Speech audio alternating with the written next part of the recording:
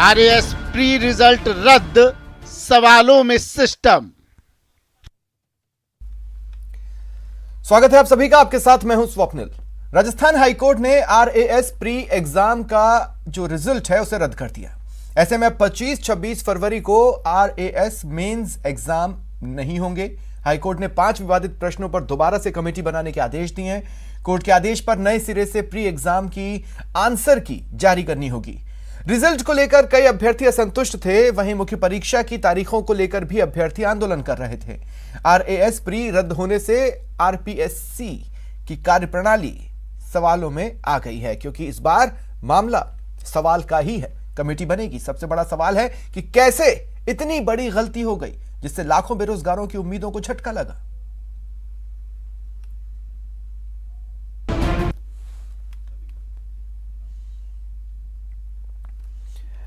और जो गेस्ट हमारे साथ जुड़ रहे हैं आपको इंट्रोड्यूस करवा देता हूं। अरुण शर्मा जी कांग्रेस नेता हैं, अशोक सिंह शेखावत जी बीजेपी नेता हैं, उपेन्द्र यादव अध्यक्ष हैं राजस्थान एकीकृत बेरोजगार संघ के, ललित के पवार पूर्व अध्यक्ष हैं आरपीएससी के, और जयश्री हैं आरएएस अभ्यर्थी जो इस वक्त हमारे साथ जुड़ रही हैं। आप सभी का स्वागत है न्यूज 18 राजस्थान पर। ललित के पवार जी, मैं आपसे शुरुआत करना चाहता हूं इस सवाल के साथ कि आज जितना साख को बट्टा लगा है आरपीएससी के, उतना पहले कभी नहीं लगा।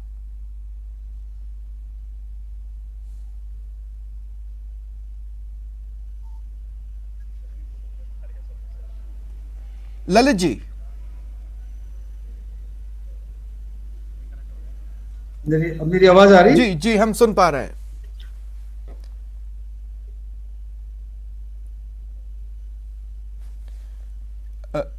मेरी आवाज आ रही है? जी ललित जी, मैं आपको सुन पा रहा हूं, क्या आप मुझे सुन पा रहे हैं? जी हाँ, अब आ रही है। पहले थोड़ा डिस्ट्रप्शन आ रहा था। ललित जी, मैं ये कह रहा हूं कि आरपीएससी की जो लोग वहां पर काम कर रहे हैं या जिस किसी ने पेपर बनाया, उनकी एलिजिबिलिटी सवालों के घेरे में आ चुकी है। आरपीएससी की साख पर इससे बड़ा बट्टा नहीं लगा है अब तक।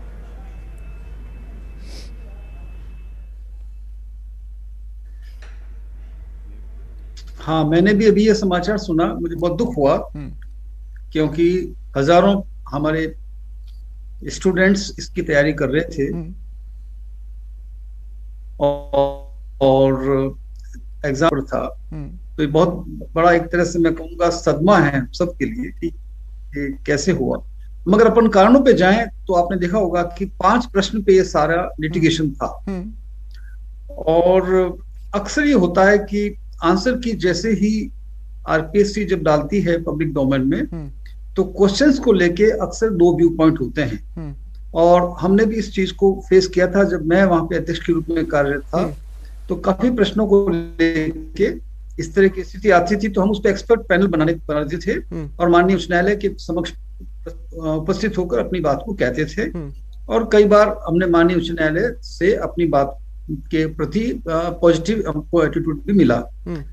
अब सबसे जो मैं मानता हूं कि दिक्कत की बात वो ये है कि जो क्वालिटी ऑफ क्वेश्चंस है, हाँ, और जो क्वालिटी ऑफ ट्रेनिंग का जो स्टैंडर्ड है, उसको हमको एट पार विद यूपीएससी लाना। ऐसे एक्सपर्ट लाए हम जो अनक्वेश्चनेबल इंटेग्रिटी के हों और जो एनालिटिकल रूप से अच्छे प्रश्न बनाए, ताकि कोई शक की गुंजाइश ना रहे, जैसे कि यूपीएससी में होता है। अगर इस एंगल से देखा जाए तो ये एक चूक तो आरपीएससी से हो गई, क्योंकि 1-2 सवालों के घेरे में नहीं आए। पहले तो 12 आए थे, बाद में वो 6 या 5 रह गए। कई बार इसमें यह भी होता है कि डिफरेंट व्यू पॉइंट्स भी होते हैं। अब व्यू पॉइंट्स पे 5 प्रोफेसर्स एक बात कहते हैं, दूसरी तरफ 8 प्रोफेसर दूसरी बात कहते हैं। तो कमीशन के सामने भी कई बार ये स्थिति आती है कि कौन सा व्यू सही है। ऐसे प्रश्न हमने भी कई बार फेस किए थे। और बल्कि माननीय उच्च न्यायालय को हमने ये सबमिट भी किया था। चेयरमैन में खुद उपस्थित हुआ था न्यायालय में, मैंने अपनी बात रखी थी कि जिन प्रोफेसर साहिबान ने अपना प्रश्न सेट करने में या उसके उत्तर को चुनने में थोड़ी सी भी अगर केयरलेसनेस दी है, तो हमने उनको ब्लैकलिस्ट किया, उनसे उनको जो मानदेय दिया गया था उसको रिकवर किया और उनकी list along with amount recover हमने हाईकोर्ट में पेश की। तब माननीय उच्च न्यायालय कन्विंस हुए और हमने वो एग्जाम फिर आगे करवाया। तो इस तरह का एक, जिसको अपन कह सकते हैं कि सैल्यूटरी एक्शन भी अब आरपीएससी को लेना चाहिए और एक्सपर्ट के पैनल को बहुत ही स्क्रूटनाइज करके। ठीक है ललित जी, मैं आगे आपके पास आता हूं। जयश्री, मैं आपके पास आ रहा हूं। काफी समय से आप लोग आंदोलन कर रहे हैं, खासकर पिछले 8 दिन को हम देखें तो एक लंबा संघर्ष करना पड़ा, लेकिन जहां से सुना जाना चाहिए था वहां से तो नहीं सुना गया। अब इनडायरेक्ट बेनिफिट जरूर आपको एक आदेश के कारण मिल जा रहा है।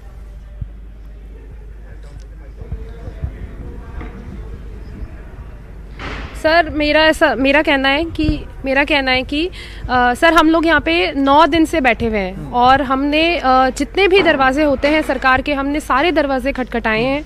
हम लोग यहाँ धूप में तपे हैं, हम लोग यहाँ ठंड में सोए हैं, हम लोग आमरण अनशन पे बैठे हैं। तो हमारे कुछ साथी हॉस्पिटलाइज्ड हैं, अभी भी उन्होंने अनशन नहीं तोड़ा है अपना। सर हम जितना भी गांधीवादी तरीके हम लोग जितने भी फॉलो कर सकते थे हमने सारे फॉलो किए हैं। हमने कैंडल मार्च निकाली। ये धरना भले ही 9 दिन से चल रहा हो पर हम लगे हुए हम लोग 1 महीने से हैं। और सर हम लोग पढ़ने लिखने वाले बच्चे हैं, अगर हम पढ़ने लिखने वाले बच्चे नहीं होते तो सर हम तो फिर आते ही नहीं ना, हम लोग तो बैठे रहते घर पे, हमको फर्क ही नहीं पड़ता सिलेबस क्या है। मतलब आप जो मांग उठा रहे थे उस मांग के हिसाब से आप लोग मेजॉरिटी में? सर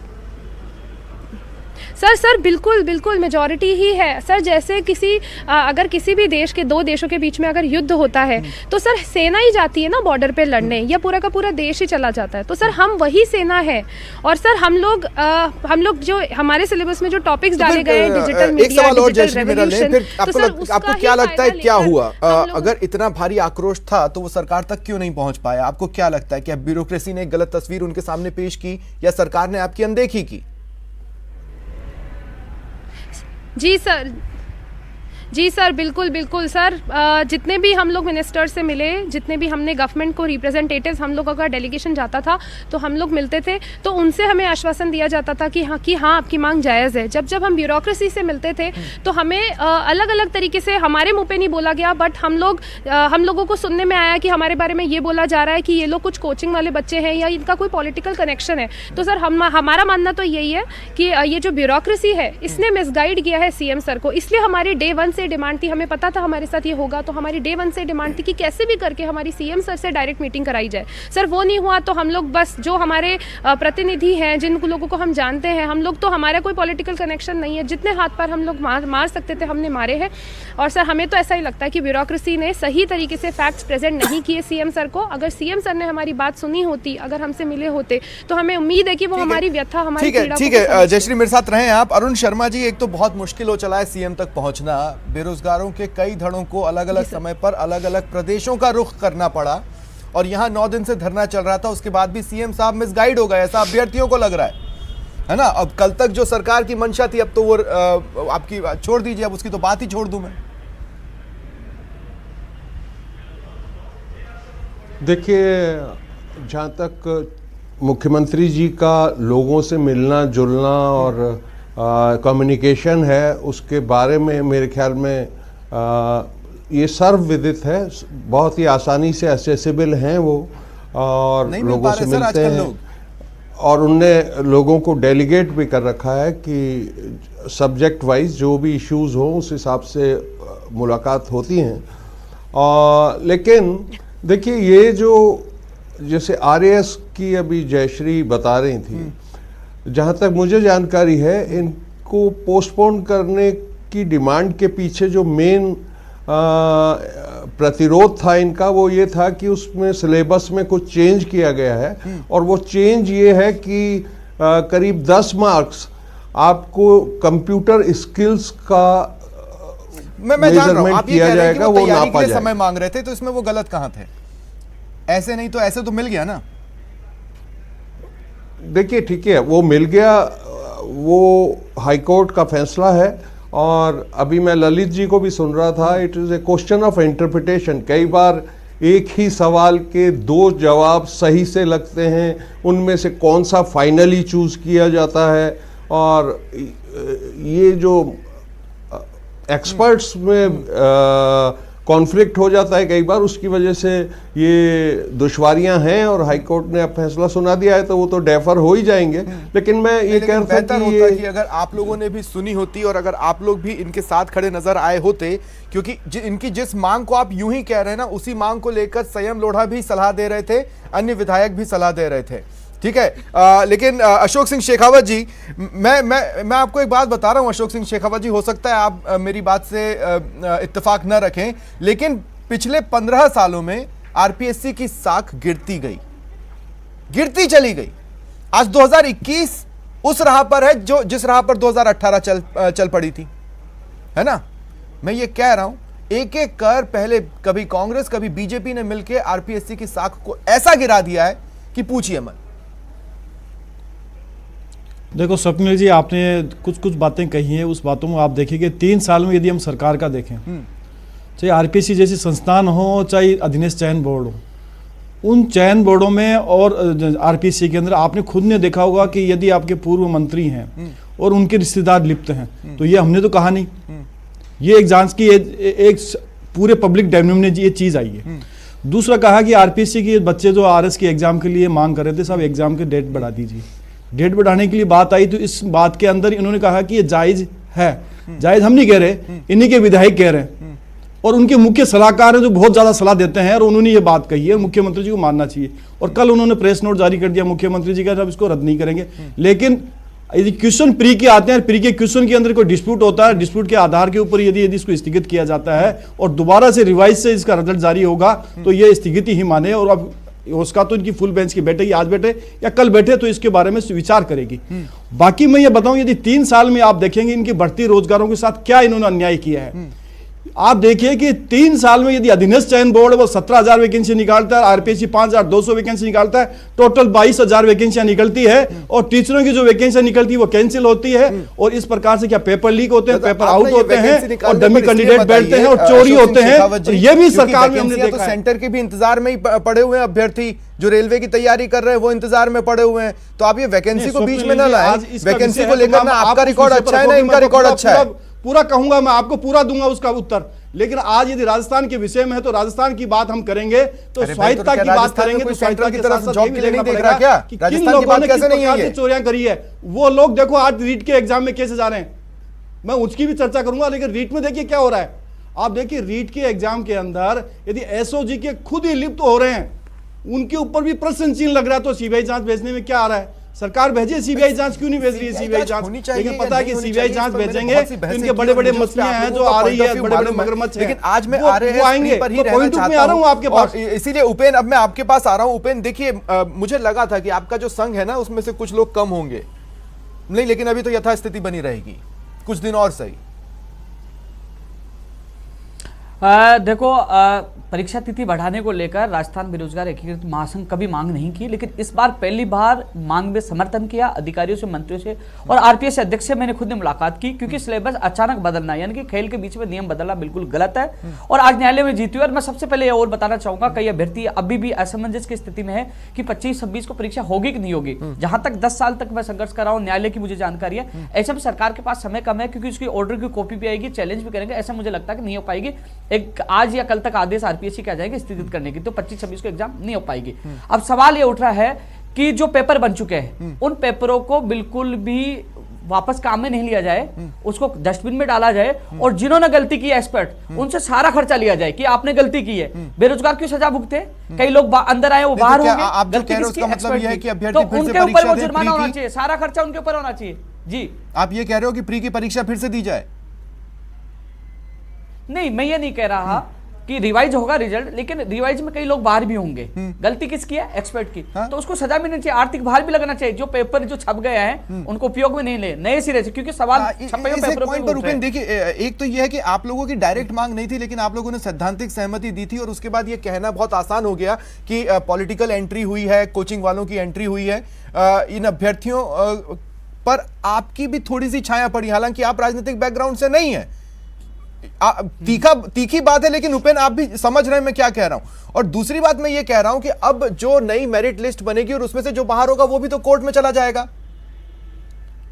नहीं, ये तो कह रहे हैं जो एक्सपर्ट की गलती है उसकी सजा बेरोजगारों क्यों, उन एक्सपर्ट को दीजिए। और रही बात छाया, नहीं, मैं लगातार अभ्यर्थियों से मिलके आया हूं, आरपीएस से गया हूं, मंत्रियों से मिला, मैं मेरे से जितना प्रयास हो रहा था मैं कर रहा हूं। राजस्थान बेरोजगार एकीकृत महासंघ देश का इतना बड़ा संगठन है जिसमें लगातार आपको पता, कभी अधीनस्थ बोर्ड, कभी सचिवालय, लगातार हम भागते रहते हैं। एक भर्ती के लिए पर्टिकुलर बैठ नहीं पाए, लेकिन और बेरोजगारों के लिए भागना पड़ता है। पटवारी का विवाद चल रहा है, रीट का विवाद चल रहा है, एलडीसी पंचायत राज चल रहा है, तमाम भर्तियों के लिए भागना पड़ता है, लेकिन जितना हुआ वो किया है। लेकिन मैं ये चाह रहा हूं कि इन बेरोजगारों के साथ गलत नहीं है और सरकार को इनको समय देना चाहिए था, लेकिन हम न्यायालय से जीत हुई है, इनको समय मिला है। लेकिन भविष्य में जो गलतियां करते हैं, ये आरएस भर्ती का मामला नहीं है, आप स्कूल व्याख्याता भर्ती देख लीजिए, वरिष्ठ अध्यापक भर्ती 2018 देखिए, ये प्रश्नों का विवाद हर भर्ती में क्यों आ रहा है, क्यों आ रहा है, उनके खिलाफ कार्रवाई क्यों नहीं होती, अधिकारी जिम्मेदार क्यों नहीं की जाती। ललित के पवार जी, देखिए धीरे धीरे चीजों को देखने के बाद मुझे ये एहसास होने लगा कि आरपीएससी में सबसे ऊपर बैठा व्यक्ति तो बदल जाता है, लेकिन जो कर्मचारी अधिकारी हैं उनका वर्किंग पैटर्न है वो लंबे समय से एक जैसा है। अब आरपीएससी बहुत सी चीजों में तो कॉम्पिटेंट भी नजर नहीं आ रही, हम देख रहे हैं। अब मैं ये पूछना चाहता हूं कि इंटरनली सजा का प्रावधान क्यों नहीं हो सकता? किसी को कोई इस तरह का प्रश्न पत्र देते हुए डर ही नहीं लगा होगा।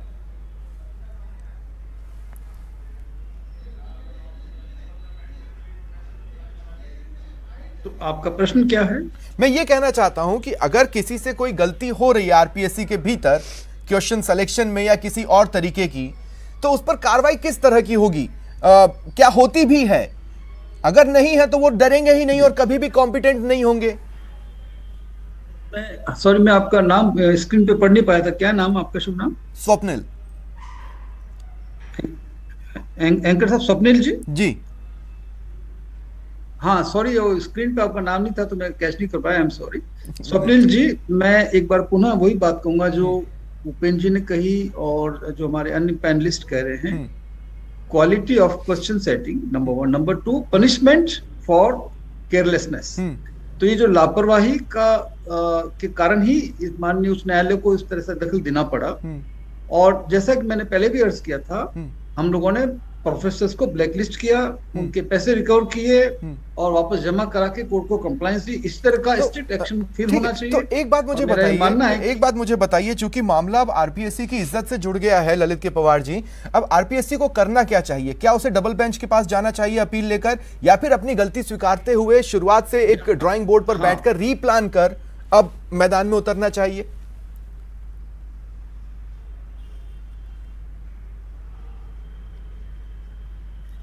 मेरी आवाज आ रही है? जी जी, आप बोले। हाँ, मेरा ये मानना है कि माननीय उच्च न्यायालय का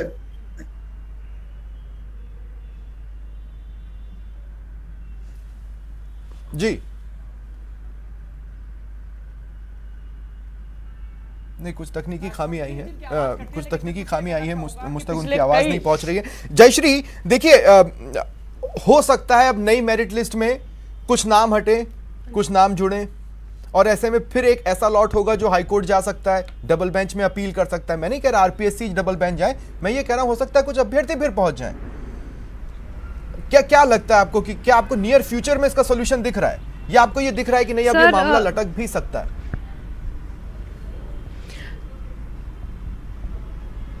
सर देखिए, मेरे को लीगल नॉलेज इतनी है नहीं, बट जितना मैं जानती हूँ ऐसा शायद नहीं होता है। जो लोग एक बार सेलेक्ट हो जाते हैं, शायद कोई प्रीवियस जजमेंट है कि जो लोग सेलेक्ट हो जाते हैं उनको वो लोग बाहर नहीं कर सकते। जो लोग रह गए हैं तो वो इस तरीके से रिवीजन करेंगे कि जो 20,000 पहले से सेलेक्टेड थे वो तो रहेंगे, और जो 5,000 6,000 अब जो बच्चे अंदर आएंगे, तो अब पहले 20,000 पास कर रखे थे तो अब 25,000 का एग्जाम लेना पड़ेगा, इतना मुझे पता है। बाकी मैं लीगल नॉलेज मुझे है नहीं, तो ये लीगल एक्सपर्ट ही बताएंगे।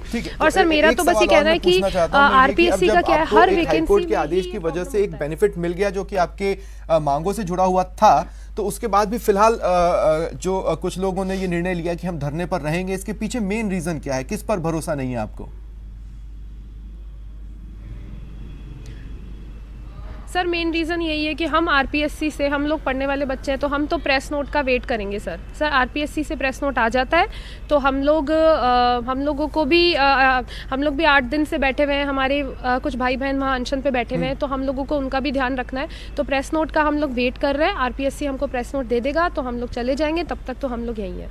ठीक है, ये मैं जब पॉलिटिकल क्लास से सवाल बोल रहा था ना कि आरपीएससी पर भरोसा अब लोगों का कम हो रहा है, उसके पीछे रीजन यही है। देखिए, अब प्रेस नोट का इंतजार कर रहे हैं, जबकि पता है हाईकोर्ट के आदेश के बाद अब हम घर जा सकते हैं, परीक्षा नहीं होगी, लेकिन फिर भी लोग वहां पर क्योंकि भरोसा नहीं कर पा रहे हैं। अरुण शर्मा जी, मुझे सिंसियरली एक बात बताइए। लग रहा है, मैं कुछ कहना चाह रहा था, इनको डर ये लग रहा है कि सरकार अब जल्दबाजी में डीबी में नहीं चली जाए, ये कह रहे प्रेस नोट जारी हो जाए, हमें समय मिल जाए। और सवाल एक और उठा रहा हूं मैं, पूरे सिस्टम पर यह सवाल उठा रहा हूं कि जो सरकार के जो सलाहकार है मुख्यमंत्री जी के, एमएलए मंत्री जा रहे हैं, तो वो पत्र लिखते हैं मीडिया में, वो पत्र भेजते हैं, ट्वीट करते हैं, इससे बढ़िया वो सीधा मुख्यमंत्री जी से मिलवा सकते, इतना पावर है उनका, वो मिलवा सकते हैं। तो ये सहानुभूति नहीं है, मैंने पूछा, भविष्य में जाएगी आशा बन जाती है, लेकिन अब वो धरने में रहते हैं, आशा मैं बन जानना जाती है। चाहता हूं कि कल शाम तक सीएम अशोक गहलोत के ट्वीट में ये लिखा था सरकार की प्राथमिकता है कि समयबद्ध तरीके से भर्ती करवाई जाए, अब ये तो नहीं हो रही। अब सरकार की प्राथमिकता क्या है? क्या सरकार खुद से कोर्ट में? अरुण शर्मा जी सुन पा रहे हैं मुझे? स्वप्निल, कनेक्शन चला गया है, मुझे आवाज नहीं आ रही है। ठीक है। अशोक सिंह शेखावत जी, क्या आप मुझे सुन पा रहे हैं? हाँ, आ रही है, आपकी आवाज आ रही है जी। अशोक सिंह शेखावत जी, मैं ये कहना चाह रहा हूं कि इस पूरे घटनाक्रम पर कांग्रेस पर निशाना तो आपने खूब साधा, पर आप डायरेक्ट पार्टी नहीं बने, कोई खास कारण? देखो, मैं कह रहा हूं कि आपको जनता का कोई भी आवाज हो, अब रीट के मामले में देख लीजिए, आरएस के यदि मामले में यदि हमने कहा कि स्थगन का, कल हमारे मुख्य प्रवक्ता रामलाल जी गए और उसके पश्चात जैसे उपेंद्र यादव जी ने कहा कि सरकार के पास कोई जा नहीं सकता, मैं कह रहा हूं कि इनके एक तो जा सकते हैं, मुख्य सलाहकार हैं उन्होंने, वो तो जा सकते हैं, लेकिन दो आदमी है वेद प्रकाश सोलंकी जी, वो नहीं जा सकते, उनकी दिक्कत है, उन्होंने वो अपनी बता दी, दिक्कत भी बता दी उन्होंने, वो नहीं जा सकते। और उसके अलावा ना सरकार क्या है, जैसे सतर्कमुख नहीं होता क्या, वो अपनी ही जमीन के अंदर गाड़ देता है, फिर देखता है कि कोई शिकारी मुझे देख नहीं रहा, वैसे ही ये सरकार देख रही है कि मैं के साथ हम सुनहरे परीक्षा के अंदर वो जनता उनको देख नहीं रही है, शेखावत जी, ये चीजें कोई एक दिन में तो कॉम्प्लिकेटेड नहीं हुई है। उपेंद्र, चलिए आप क्लोजिंग कमेंट दीजिए। मैं कह रहा हूं इतने कॉम्प्लिकेशंस के साथ क्या कभी कोई भी सुनहरा सपना देख सकता है? इस तरह तो आपका संगठन युगों युगों तक रहेगा। देखो स्वप्निल जी, मैं पहले भी घोषणा कर चुका हूं और आपके न्यूज 18 पे घोषणा कर रहा हूं, संगठन रखने का किसी को शौक नहीं, संगठन आज ही खत्म कर दे। आप सख्त कानून बना दीजिए भर्ती परीक्षाओं के लिए, आप बेरोजगारों के एक ऐसा स्थान दीजिए अपनी पीड़ा रख सके, धरना प्रदर्शन स्थान नहीं होता है। आपने युवा बोर्ड तो बना दिया, लेकिन आपने घोषणा पत्र में डाला था कि युवाओं की समस्याओं का हल करेगा, मुझे नहीं, मैंने लिखित में दिया था, मुझे नहीं, किसी शिक्षित बेरोजगार को बनाते, आज वो जाके वो बात रख सकते, वो सीधा बेरोजगारों को लेकर मुख्यमंत्री से मिल सके। आज बेरोजगार कहाँ जाएगा, अपनी बात कहाँ रखेगा? फसलों का विवाद होता है, मैंने लास्ट कमेंट जरूर रुपए आपका कहा था, लेकिन मैं चाहता हूं कि आरएस अभ्यर्थी ही अपना लास्ट कमेंट दे। जयश्री, एंड में आप जो बोलना चाहती हैं, कांग्रेस भी सुन रही है, बीजेपी भी सुन रही है, आरपीएससी के पूर्व अध्यक्ष हैं वो भी सुन रहे हैं और उपेंद्र यादव भी सुन रहे हैं, लास्ट कमेंट आपका।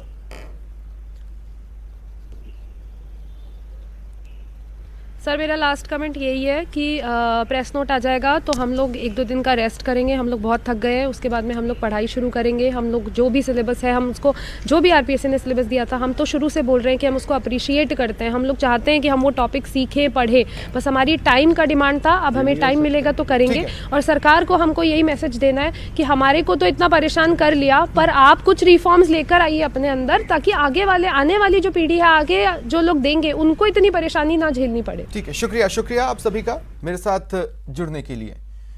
देखते रहिए न्यूज़ 18 राजस्थान।